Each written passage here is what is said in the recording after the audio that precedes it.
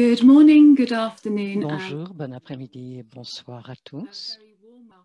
Un accueil très chaleureux au nom de l'équipe des événements de l'IAPB.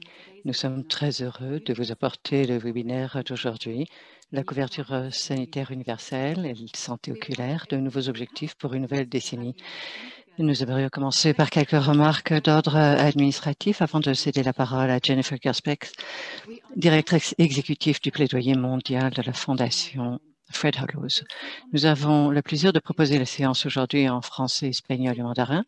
Vous verrez sur la barre du menu Zoom le bouton d'interprétation. Jennifer, je vous passe la parole. Merci, Debs.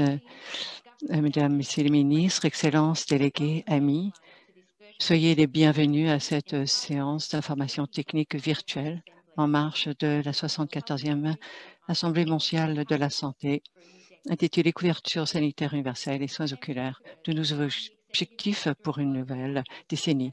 Je m'appelle Jennifer Gersbeck, je suis directrice exécutive du plaidoyer mondial à la Fondation Fred Hollows, une ONG internationale qui travaille dans la santé oculaire. Je suis également membre du conseil d'administration de l'Agence internationale pour la prévention de la cécité. Je m'adresse à vous depuis les terres traditionnelles du peuple Gadigal de la nation Eora, à Sydney, en Australie. Nous nous réunissons à un moment historique de l'histoire de la santé mondiale. Nous vivons tous une pandémie mondiale inédite pour la plupart d'entre nous, une crise et un défi qui touche tous les coins du globe.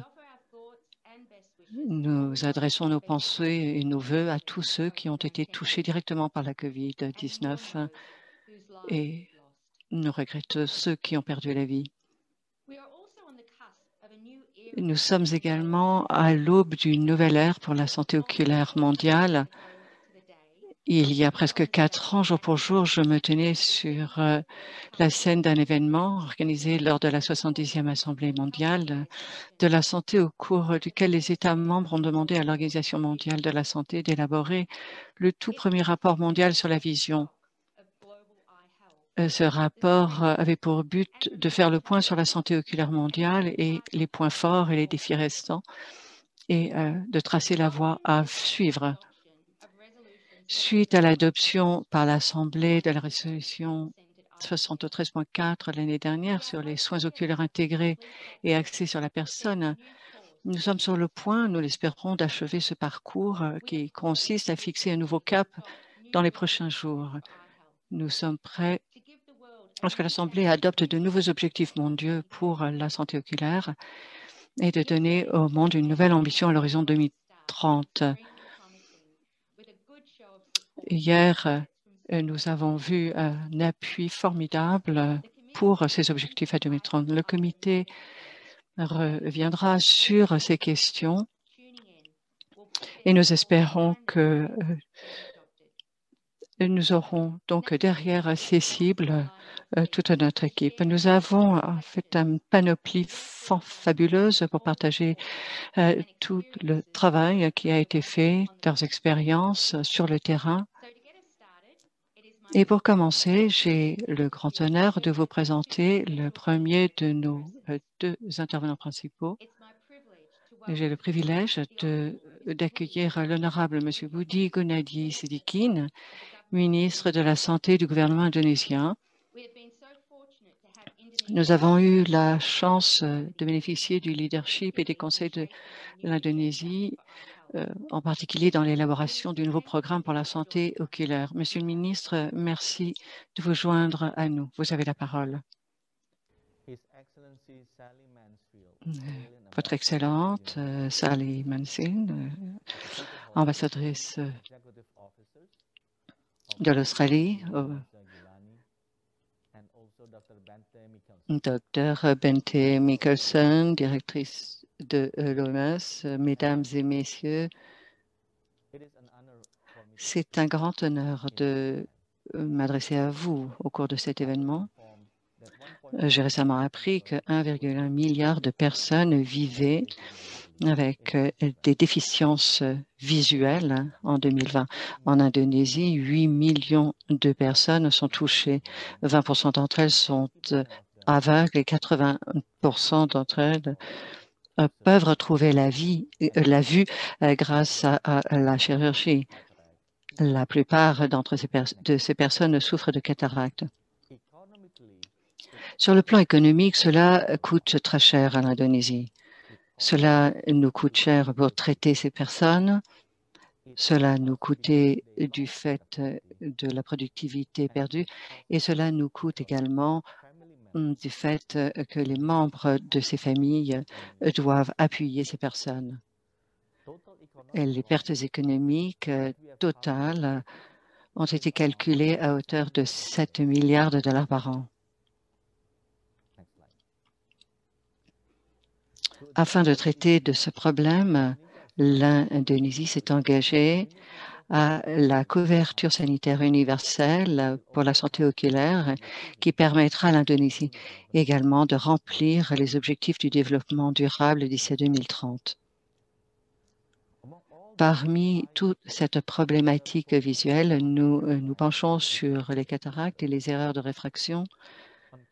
Par rapport aux cataractes, nous aimerions augmenter de 30% la couverture effective des chirurgies de la cataracte d'ici à 2030.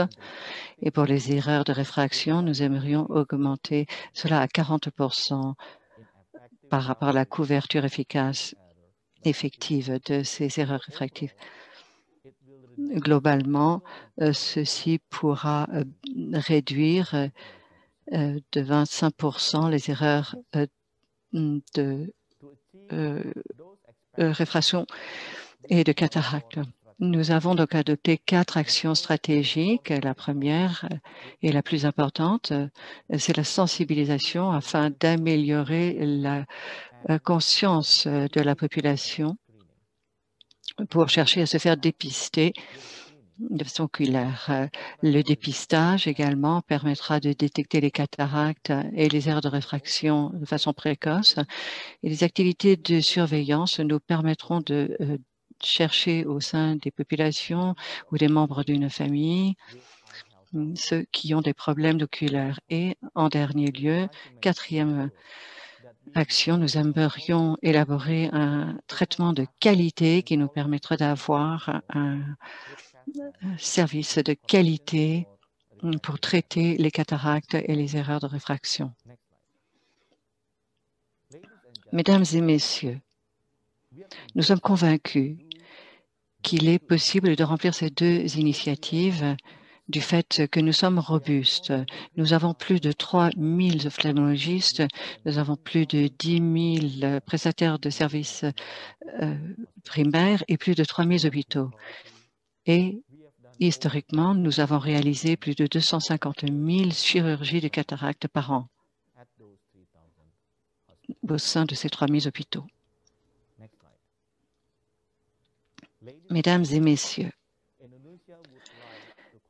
nous aimerions contribuer à résoudre cette problématique de la vision et nous sommes convaincus de se pencher sur les maladies oculaires évitables pour assurer un avenir plus équitable pour tous. Merci.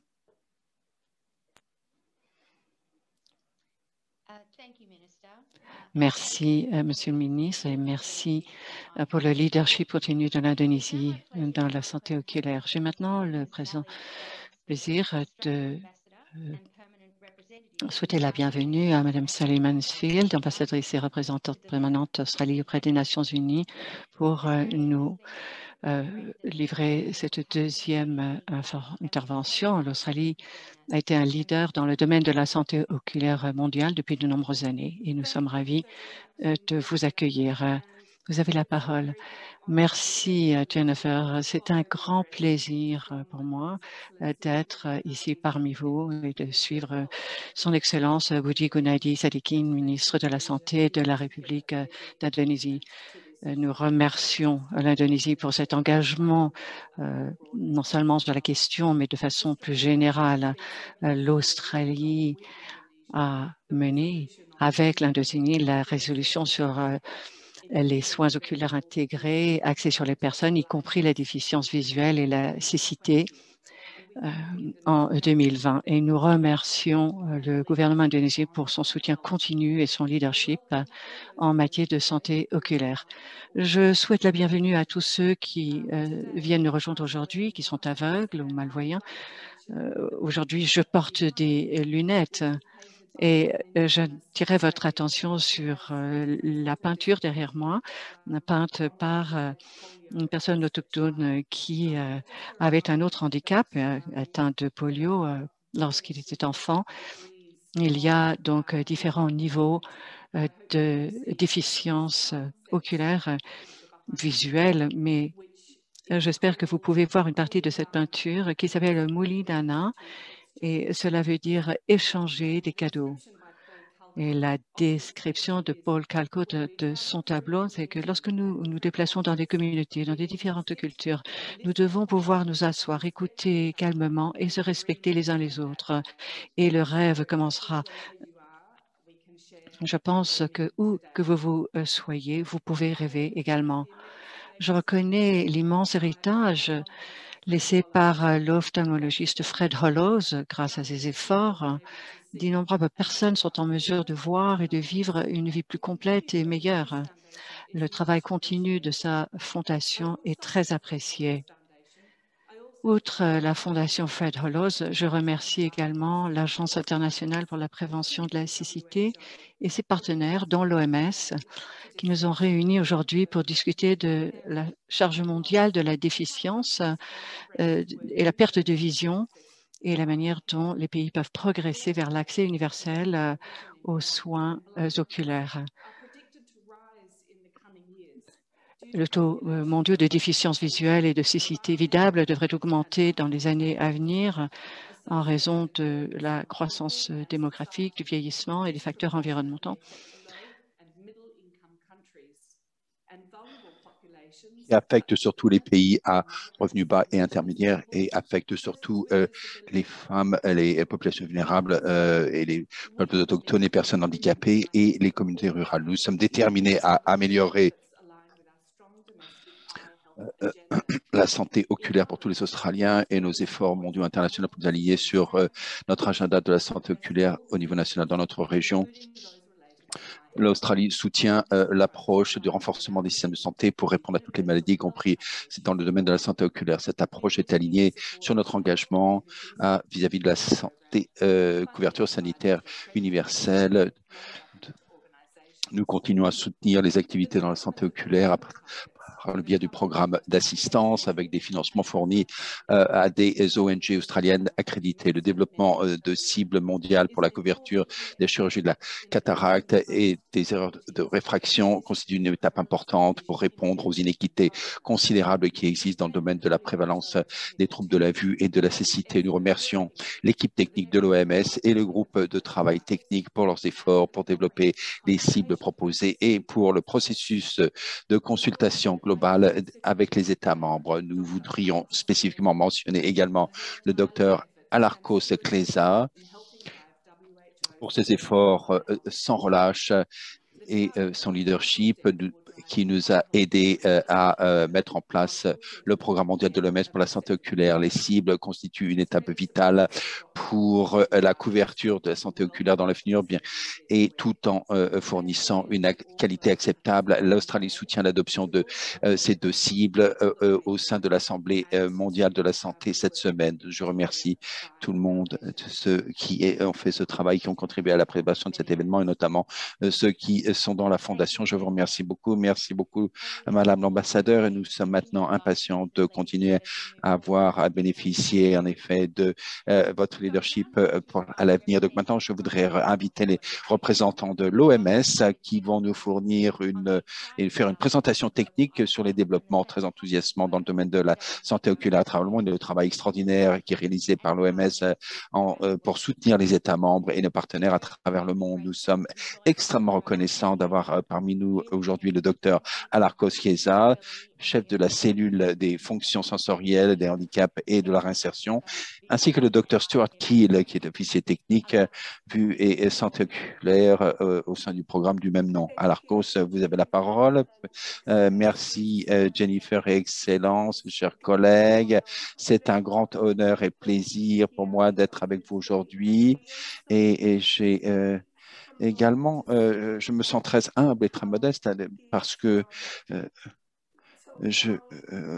quand je vois tous les appuis et tous les soutiens qui viennent de la part des États membres et également de nombreuses organisations de la société civile. Donc, ce que j'aimerais faire aujourd'hui, c'est en fait montrer pourquoi nous sommes ici aujourd'hui et deuxièmement, qu'est-ce qui nous a permis d'arriver où nous en sommes maintenant. Et comme cela a déjà été mentionné, nous sommes ici aujourd'hui parce que nous sommes à un moment, c'est parce que c'est la 74e Assemblée mondiale de la santé et dans les assemblées précédentes, les États membres nous avaient demandé de fournir et d'établir des cibles mondiales pour surveiller l'évolution et mesurer l'évolution, en effet, des soins oculaires intégrés, centrés sur les personnes. Et les cibles ont été examinées dans le cadre de cette Assemblée mondiale de la santé, la 74e, qui se tient en ce moment. Donc, qu'est-ce qui nous rassemble ici aujourd'hui, en fait, et nous en sommes aujourd'hui ici parce que nous avons parcouru un long chemin et nous avons réussi un certain nombre de choses. Je vais vous donner quelques exemples de ces réussites. Premièrement, il y a un plaidoyer mondial, il y a eu des efforts de plaidoyer mondiaux au cours des dernières CNSV. L'initiative mondiale de 2020 est une initiative importante pour aboutir à un travail de plaidoyer unifié pour maintenir nos priorités dans le domaine de la santé oculaire à tous les niveaux internationaux, nationaux et régionaux. Et comme nous le voyons aujourd'hui, ces efforts de plaidoyer coordonné continuent. Nous avons au cours des 20 dernières années un certain nombre de résolutions qui ont été adoptées, résolutions de l'Assemblée mondiale de la santé qui ont été adoptées, qui manifestaient les engagements des États membres au cours des 20 dernières années et même pendant plus longtemps. Et tout particulièrement, comme on l'a vu aujourd'hui, de la part de l'Indonésie et de l'Australie, qui sont des exemples éminents. Et troisièmement, nous avons des initiatives de santé publique qui ont extraordinairement bien réussi dans les domaines des maladies infectieuses et de la cécité. Et dans tous les domaines, nous avons fait des progrès au cours des 30 dernières années en raison de la mise en œuvre de grandes initiatives de santé publique et surtout, et ce n'est pas le moindre, ce ne sont pas les moindres, des progrès scientifiques et techniques considérables qui existent depuis longtemps dans le domaine de la santé oculaire. Par exemple, Telehen est une stratégie qui a bien réussi dans beaucoup d'endroits. Et on l'a vu dans le contexte de la COVID-19, où par ce biais, il a été possible d'atteindre les personnes qui vivent dans des zones rurales ou reculées et dans de nombreux pays. Et en dépit de tous ces succès, aujourd'hui, nous avons un sentiment un petit peu d'urgence, qu'il est urgent d'agir. Et si je parle de cette urgence d'action, c'est parce que il y a une urgence d'agir, parce qu'il y a un besoin considérable de fournir des soins, et puis il y a un besoin considérable d'obtenir des données. si on réfléchit un petit peu aux besoins considérables qui existent dans le domaine des soins, c'est parce que les conditions de vue sont universelles, tout le monde a des yeux, et certaines de ces conditions sont associées aux troubles de la vue, mais beaucoup ne le sont pas en fait. Ce qu'on peut dire cependant, c'est que toutes ces conditions oculaires sont associées à des besoins de soins. Si on pense en termes de données, ça a déjà été mentionné, nous disons que il y a un minimum de 2,2 milliards de personnes à travers le monde qui souffrent de troubles de la vue. Mais l'accent doit être placé sur le mot au moins, parce que nous ne savons en fait pas exactement quel est le véritable nombre de personnes. Nous disons également, nous disons également qu'un minimum de 1 milliard de personnes souffrent de troubles de la vue qui auraient pu être évités ou alors qui ne sont pas encore traités. Donc là, on doit mettre l'accent sur au moins, parce qu'en fait, nous ne savons pas exactement le chiffre véritable. Nous savons également qu'il y a beaucoup de conditions qui ne causent pas des troubles de la vue, mais ces conditions sont des causes essentielles qui mène à des troubles de la vue. Donc ce qu'on peut vraiment dire, c'est que nous n'avons pas une vision complète de la situation et en ce qui concerne les besoins mondiaux en termes de soins oculaires. Et pour cette raison, il est absolument fondamental de continuer et de dire en fait que nous n'avons pas en fait une vision globale et il est donc fondamental qu'on avance maintenant en direction de ces deux cibles et que nous mesurions nos progrès en direction de ces deux cibles. Donc, ces deux cibles sont des indicateurs qui permettent de mesurer les progrès à partir d'un point de départ. Et ce sont des points de départ, en fait, parce qu'ils fourniront un point de référence, en effet, pour les besoins qui sont satisfaits, ceux qui n'ont pas satisfaits dans le domaine de la santé oculaire. C'est également un élément, en effet, de référence pour la qualité des services dans le domaine de la santé oculaire. Et là, je dois mettre l'accent sur le fait qu'on doit se concentrer sur des services de qualité dans le domaine de la santé oculaire. Et ce sont des points de départ parce qu'elles offrent le potentiel de mener des actions et nous savons très bien que seules les choses qui sont mesurées peuvent être réalisées. Ce sont les seules choses dont on peut s'occuper. Donc, c'est important de mesurer constamment les besoins auxquels nous devons répondre pour atteindre ces cibles. Donc, sur ce, maintenant, j'aimerais passer la parole à mon collègue, Stuart Clay, qui va rentrer un peu plus dans les détails concernant ces deux indicateurs et ces deux cibles. Merci. Merci beaucoup, Alain. C'était vraiment un grand plaisir maintenant d'être avec vous aujourd'hui au cours de cet événement très important dans le domaine de la santé oculaire. Au cours des 10 prochaines minutes, j'aimerais couvrir tous les points clés. Le premier, c'est pourquoi ces indicateurs, pourquoi sont-ils importants? Le deuxième, et quelles sont nos cibles mondiales? Et je regarderai un certain nombre d'éléments dessus et comment on va les mesurer au cours des décennies qui viennent. Et je conclurai en disant pour parler de ce que l'OMS fait pour soutenir les États membres de façon à ce qu'ils puissent renforcer leur santé oculaire, leur service de santé oculaire dans les systèmes de santé. Commençons par le point numéro 1. Pourquoi ces indicateurs? Ces deux indicateurs représentent des indicateurs qui permettent de mesurer les progrès dans le domaine de la santé oculaire pour plusieurs raisons. La première raison, c'est qu'ils sont ancrés en effet sur des interventions à des coûts économiques et dans le domaine de la santé. En fait, ce sont parmi les plus économiques en rapport lunettes et chirurgie de la cataracte est également liée aux maladies dont on a parlé avec un taux de prévalence très élevé dont on s'attend à ce qu'il augmente avec une population mondiale qui va vieillir davantage. Donc, et on doit également regarder en effet l'épidémie l'épidémiologie.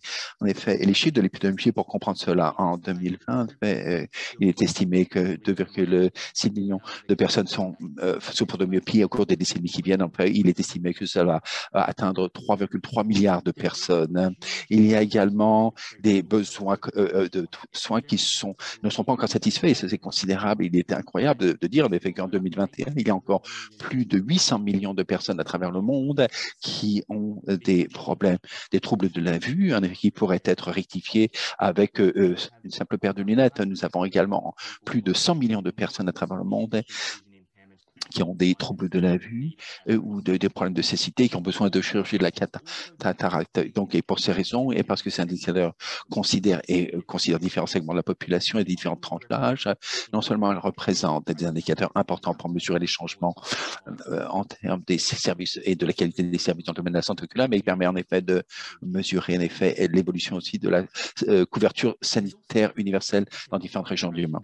Il y a également un argument économique très important pour augmenter la couverture en rapport à ces deux indicateurs. Donc, le coût estimé, tel qu'était présenté dans le rapport mondial sur la vision, en effet, pour répondre aux besoins dans les domaines de la chirurgie de la cataracte et des troubles de la vue, en effet, ça atteint pratiquement 25 milliards de dollars US. Donc, ça semble être un chiffre très important, mais en fait, quand on met ça en perspective, en effet, ça représente une petite partie simplement des pertes de productivité à travers le monde qui sont associées avec les erreurs de réfraction qui ne sont pas rectifiées, myopie, vous les voyez, les chiffres, ça dépasse 260 milliards de dollars par an. Donc, est-ce que ces indicateurs sont suffisants? Et là, c'est très important de voir la différence entre les niveaux internationaux et locaux, en effet, qui sont également très importants. Donc, au niveau mondial, les deux indicateurs dont on parle aujourd'hui, les indicateurs, en effet, qui sont basés sur les raisons dont j'ai parlé,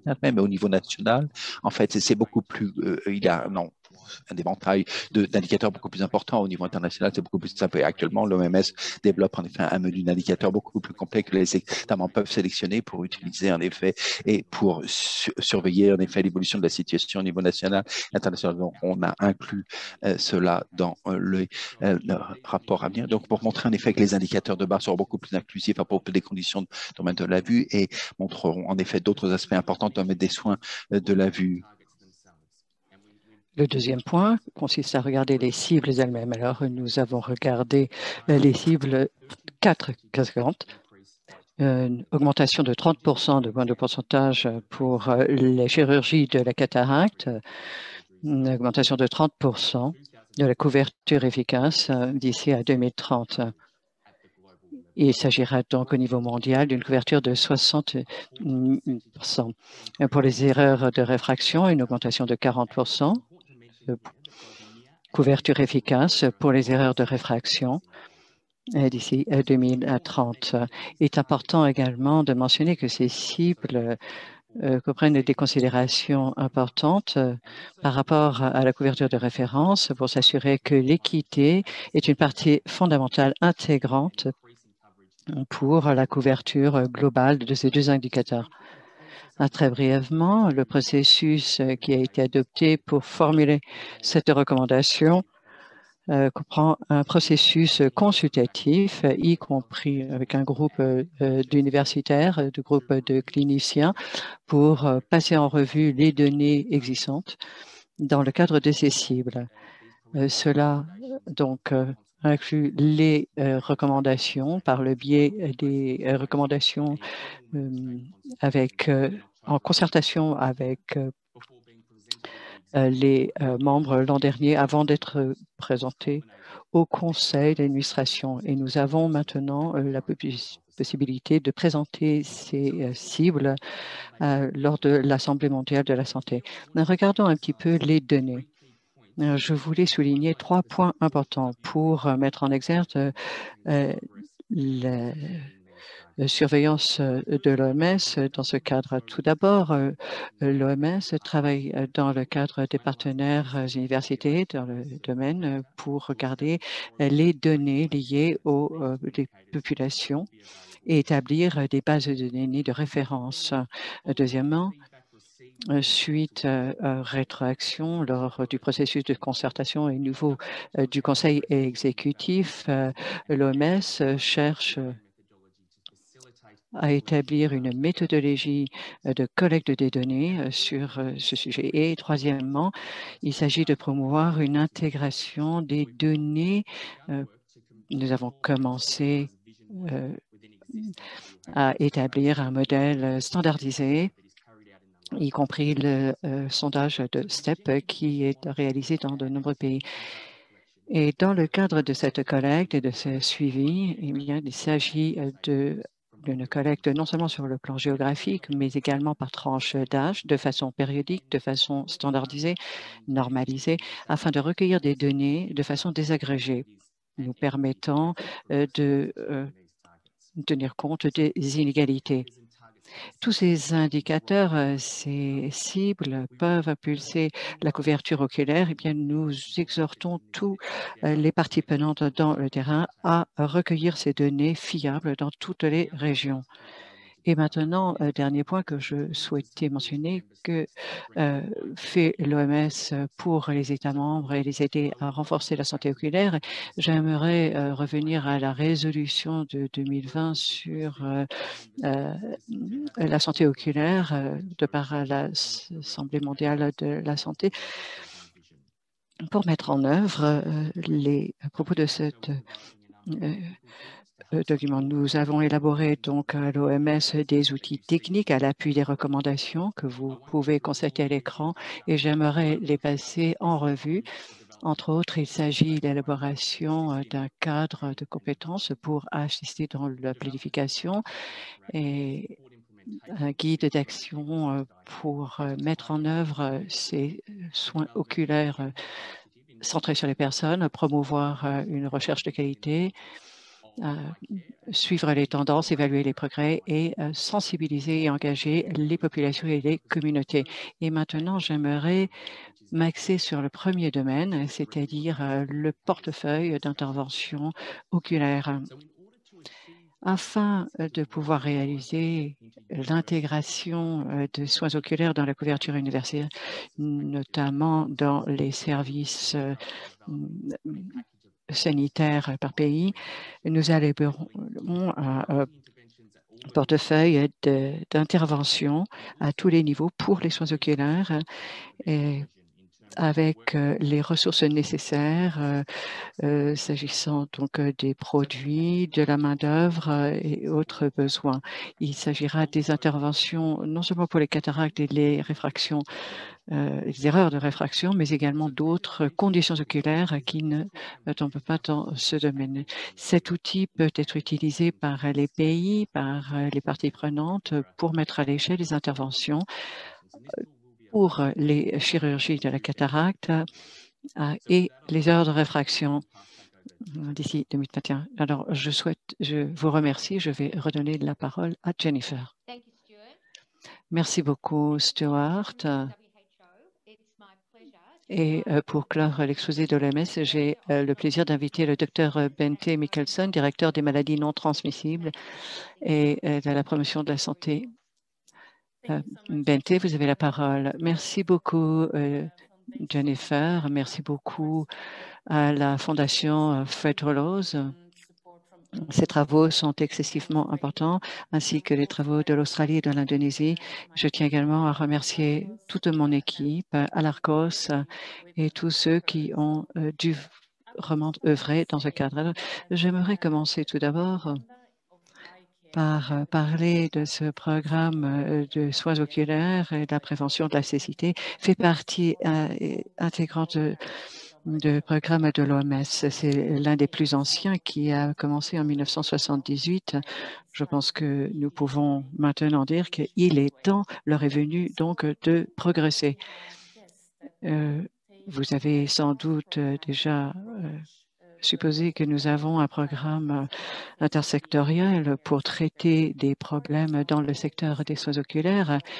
Par exemple, nous venons de lancer un compact sur le diabète. Vous savez sûrement que la rétinopathie diabétique est incluse dans ce domaine. Les statistiques qui ont été présentées aujourd'hui sont un rappel flagrant de travail qui doit être effectué sur le terrain et le sérieux avec lequel nous devons considérer ces soins oculaires. Je suis très heureuse maintenant d'entendre la résolution débattue parmi ces 4 pays qui a été effectivement prise très au sérieux. C'est donc très prometteur. Sur le plan mondial, il est très difficile d'imaginer qu'il y a 1 milliard de personnes qui souffrent de troubles visuels et ceci qui pourrait être résolu grâce à des lunettes ou de chirurgie de la cataracte. 1 million de personnes représente 1 million de solutions. Comme Stuart nous l'a si bien exposé, vu le besoin non satisfait des soins et les frais excessifs, le secteur oculaire est bien positionné pour contribuer à l'avancement de la couverture oculaire universelle. Et je le souligne. Pourquoi? Parce que c'est une priorité fondamentale des décennies à venir, l'intégration des soins oculaires centrés sur la personne fait partie de la couverture sanitaire universelle, car c'est ainsi que nous pouvons normaliser ceci et améliorer l'accès à des services de soins oculaires de qualité. J'ai été très encouragée de voir tous les États membres qui ont pris les devants. J'apprécie également énormément l'élaboration des cibles qui a été effectuée. Nous avons travaillé sur ces cibles qui sont à l'horizon 2030, comme nous l'avons dit à plusieurs reprises aujourd'hui. Nous espérons que la 74e Assemblée mondiale de la santé pourra adopter cette résolution mercredi. Des efforts concertés vers ces cibles, évidemment, est essentiel afin d'impulser la couverture des soins oculaires à l'avenir, tout en donnant une prestation oculaire de qualité. Mais comme nous le savons tous, ces indicateurs et autres cibles connexes doivent être catalysés non seulement par l'OMS, mais par vous tous, les amis des soins oculaires, et avec l'appui de tous nos partenaires, parties prenantes sur le terrain. Nous devons en fait rejoindre ensemble nos efforts pour répondre à ces cibles. Pour terminer, l'OMS s'engage à satisfaire ses objectifs dans le domaine des soins oculaires, notamment par le développement d'outils et de ressources dans ces pays pour renforcer les capacités, renforcer les soins oculaires au sein de leurs soins sanitaires, leur couverture universelle générale. Jennifer, à vous. Merci, Bente. Et merci pour l'excellent travail de votre équipe pour aider le monde à avancer dans ce domaine. Nous allons maintenant passer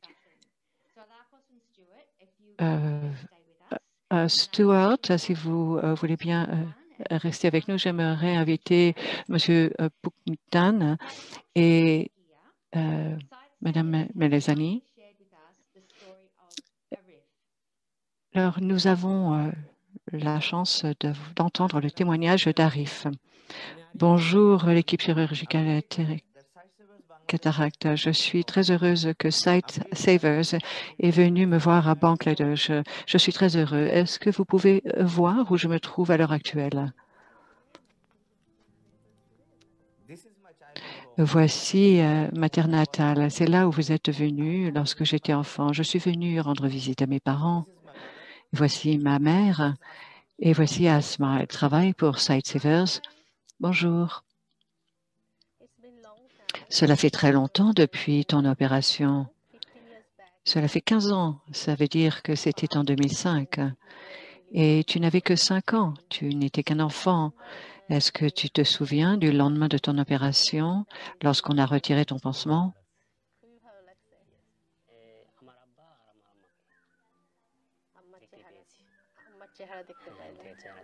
Il vient de dire qu'il se sentait très heureux parce que pour la première fois, il a vu très clairement et pu identifier ses parents.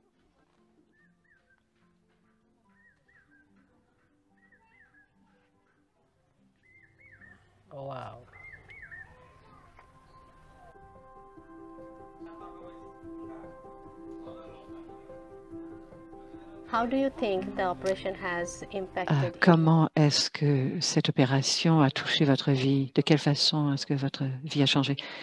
Eh bien, elle a beaucoup changé ma vie. J'habite à Dakar, j'ai un emploi, je peux bien voir, je peux travailler.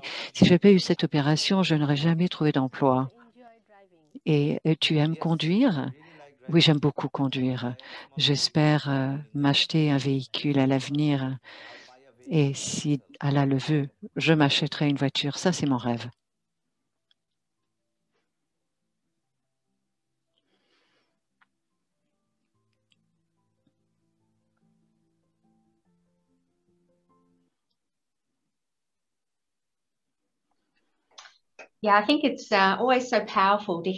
Oui, c'est vraiment en fait très puissant comme témoignage, en fait, d'entendre les histoires derrière les statistiques. Permettez-moi de vous présenter le docteur Puk Minh Tan, directeur de la mise en œuvre des programmes pour l'Asie au sein de la Fondation Fred Hollows. Docteur Puk, pouvez-vous partager avec nous votre expérience avec la Fondation dans la région du Pacifique occidental?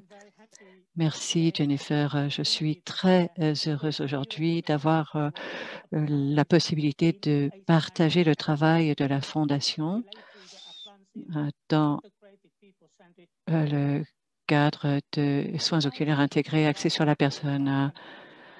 La Fondation œuvre dans plus de 25 pays afin de renforcer les systèmes de santé et de travailler dans les communautés pour améliorer leur propre santé oculaire. L'Asie compte un grand nombre de personnes atteintes de cécité et c'est un fardeau croissant de déficience visuelle, tant modérée que sévère. Et donc, les soins oculaires intégrés centrés sur la personne nous fournissent un cadre pour répondre à ces besoins et faire progresser la couverture sanitaire universelle grâce à des services de soins oculaires coordonnés de haute qualité et équitables. Pour soutenir ces objectifs, nous collaborons avec les ministères de la Santé d'Éthiopie et de Philippines afin de mettre en œuvre un projet sur 3 ans appuyé par le gouvernement australien visant à faire progresser la santé oculaire et le traduire en une action nationale. Nous visons à faire progresser une mise en œuvre pratique de ces stratégies IPEC, ainsi qu'au sein des programmes de la Fondation. Et ceci pourra être réalisé à travers plusieurs stratégies, notamment en appuyant le développement, en testant et déployant des outils techniques de l'OMS, dont le nouvel outil d'auto-évaluation des soins oculaires ESCAT.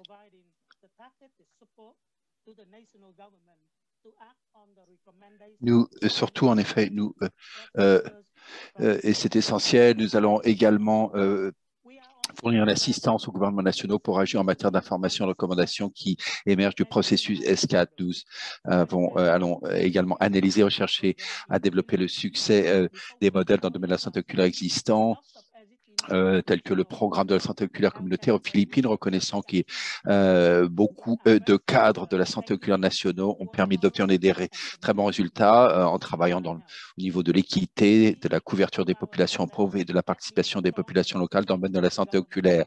Ce qui est clé à notre réussite a été la relation très forte que nous avons avec la partie prenante au niveau gouvernemental, l'existence d'organismes de coordination dans le domaine de la santé oculaire au niveau national, tels que les comités de prévention de la cécité. Cela inclut les ministères de la Santé et l'assistance pour soutenir les gouvernements et les autres parties prenantes de façon à ce qu'ils puissent satisfaire leurs engagements au terme de l'Assemblée mondiale de la santé, de ces résolutions et pour mettre en œuvre les soins de la santé oculaire intégrés orientés vers les personnes. Je vous remercie beaucoup et maintenant je vous remercie. Enfin, je vais passer la parole à Manasa Ghelani, en effet, qui travaille pour le Pakistan, qui est en fait directrice pays de Sightsaver. Est-ce que vous pouvez nous parler un petit peu de ce qui se passe dans votre pays.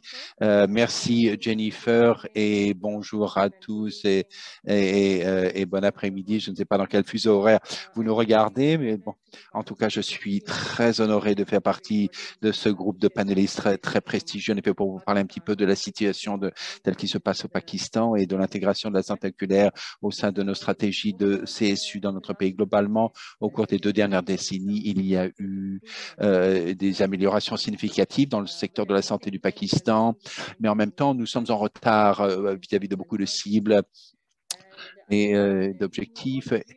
Et vous serez certainement tous d'accord avec moi pour dire que dans une situation telle que la nôtre, dans un pays en développement comme le Pakistan, il y a beaucoup de priorités, évidemment, sur lesquelles il faut travailler en même temps, des maladies qui sont très graves. En effet, il faut donc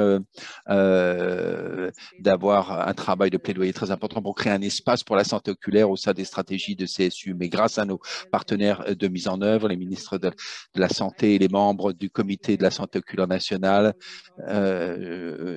différentes fondations, notamment la Fondation Fraudlo, qui ont vraiment été aidées. Nous avons pu faire des progrès dans le domaine du plaidoyer. Pour atteindre les cibles fixées pour la couverture sanitaire universelle, le gouvernement a lancé la toute première initiative de protection de la santé sociale qui est en train d'être déployée dans 2 provinces du Pakistan actuellement. L'objectif global du programme est d'améliorer la situation sanitaire de la population par le biais d'un accès amélioré à des services de santé de qualité et en réduisant la pauvreté par le biais, en effet, de dépenses dans ce domaine. L'enveloppe des services de base inclut un accès aux services hospitaliers secondaires et tertiaires, environ donc 1 million de roupies pakistanaises par foyer par an. De plus, en vertu de la CSU, le gouvernement a des interventions prioritaires pour l'inclusion de toutes les personnes avec des handicapés qui sont inscrites dans la base de données. Je dois vous dire en effet que tous les traitements de la santé oculaire n'étaient pas couverts par ce programme initialement, mais maintenant, en fait, grâce à travail de plaidoyer, toutes les parties prenantes et par le biais des différentes plateformes et des comités nationaux, des hôpitaux partenaires et de tous les programmes pour empêcher la cécité. Maintenant, tout est couvert par cette assurance. Je voudrais simplement mentionner un certain nombre d'autres développements clés pendant le cycle 2020-2021 pour l'intégration de la santé oculaire au sein de la CSU. Nous avons le développement de plans quinquennaux de soins oculaires intégrés centrés sur les personnes. Ça a été mentionné par d'autres intervenants, ce sont des plans similaires. Ça, on les a déployés au niveau national et provincial et pour avoir un alignement complet sur le cadre des services de santé intégrés centrés sur les personnes de l'OMS et les priorités du rapport mondial sur la vision. Donc, le plan quinquennal national IPCEC 2020-2021 est un plan stratégique à moyen terme conçu en effet pour contribuer à la perspective sur 10 ans pour réaliser la couverture sanitaire universelle dans le domaine oculaire d'ici 2030. Nous avons la groupe de travail IEH en vertu du NEHC a été vraiment très important pour promouvoir les programmes IEH. Les programmes dans ce domaine ont été mis en œuvre par SiteSaver et CBM en partenariat avec les hôpitaux du secteur public il y a un certain nombre de programmes qui ont été développés en effet par des hospitaux et en partenariat avec les charités, les hôpitaux dans le secteur public. Bon, cela a créé de très bonnes solutions pour répondre en effet et surmonter les obstacles, particulièrement en améliorant l'accès à des soins de oculaire de santé oculaire de qualité. Donc voilà, je suis à court de temps. Maintenant, c'est un aperçu très général de la situation au Pakistan pour fournir en effet un module global sur des stratégies de santé oculaire inclusive et les programmes développés par le groupe de travail IEH et avec un potentiel d'être adopté dans toutes les écoles d'optométrie. Voilà. Merci. Si je peux revenir vers vous à la clause, quels sont les plus grands défis en effet d'intégrer la santé oculaire au sein des stratégies de santé plus générales et dans d'autres départements gouvernementaux au-delà de la santé? Quels conseils pouvez-vous nous proposer et au gouvernement et aux organisations non étatiques pour mieux agir dans ce domaine? Votre micro est coupé à l'Arcos. Merci Jennifer. Et vous savez que je pense qu'en fait, au bout du compte, ça nous ça revient on en revient toujours à 4 ingrédients de base. Je crois qu'il y a reconnaissance, s'engager, agir et mesurer et surveiller. Je voudrais rentrer un peu dans les détails de chacun de ces 4 ingrédients. D'abord, reconnaître. Premièrement, les gouvernements et la société civile, de manière globale, doivent reconnaître que les services dans la santé oculaire sont continués à être fournis de manière parallèle au système de la santé et que le système de parallèle mène à des inefficacités et des problèmes de durabilité et à des inégalités. Et la reconnaissance est donc la première étape pour pouvoir agir. Donc, s'il n'y a pas cela, les choses ne vont pas pouvoir progresser. Deuxième, s'engager. Pourquoi s'engager? Pourquoi s'engager? Parce que nous devons nous engager à être coordonnés et à avoir une intégration. Parce qu'au bout du compte, la coordination et l'intégration sont des enjeux de gouvernance et de leadership.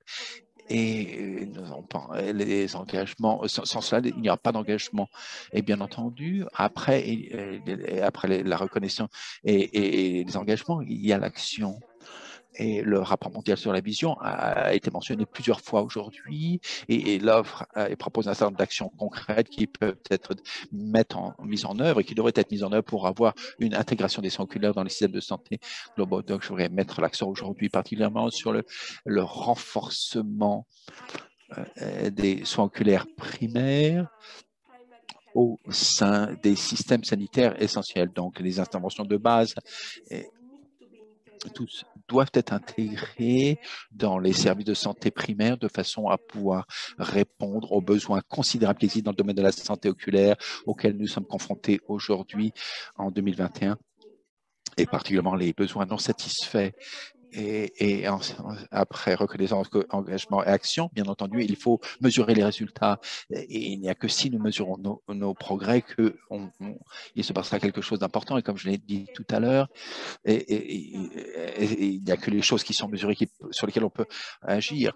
Donc, ça nécessite des engagements de la part des gouvernements et de toutes les parties prenantes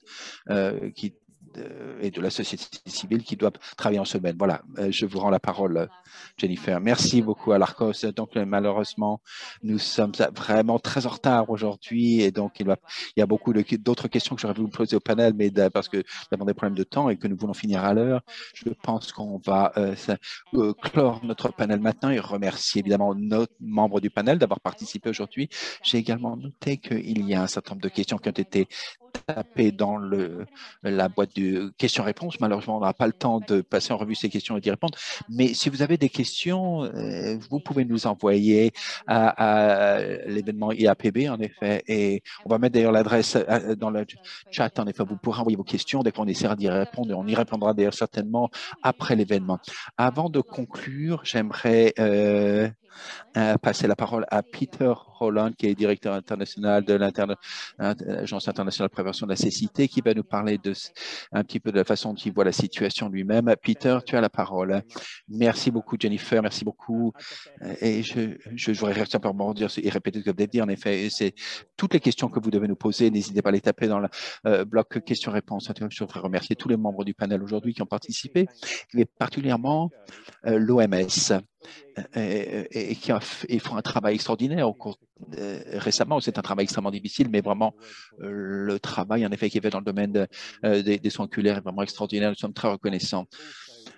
Et également, je remercier l'ambassadeur Mansfield et l'ambassadeur Madame Nsekan, en effet, et je pense vos gouvernements ont montré depuis de nombreuses années qu'ils font un travail extraordinaire dans ce domaine, un travail de leadership dans le domaine de la santé oculaire au niveau mondial. Nous avons écouté à l'ARCO, ça nous a dit à propos du fait qu'il est urgent de travailler sur cet enjeu. Il y a bien des égards, en effet, c'est vrai, c'est absolument évident. Vous avez plus d'1 milliard de personnes qui ont des problèmes de vue parce qu'ils n'ont simplement pas accès à des services de base et sans action, ce chiffre va simplement augmenter et atteindre 1,8 milliard et la moitié de la population mondiale sera myope d'ici 2050. Nous pensons vraiment que cette adoption de cibles internationaux cette semaine est une étape très importante pour s'assurer, en effet, pour commencer à répondre à ce besoin. Nous sommes vraiment encouragés, comme un certain nombre d'intervenants l'ont dit aujourd'hui, par le fait que parce que à propos de la résolution qui nous est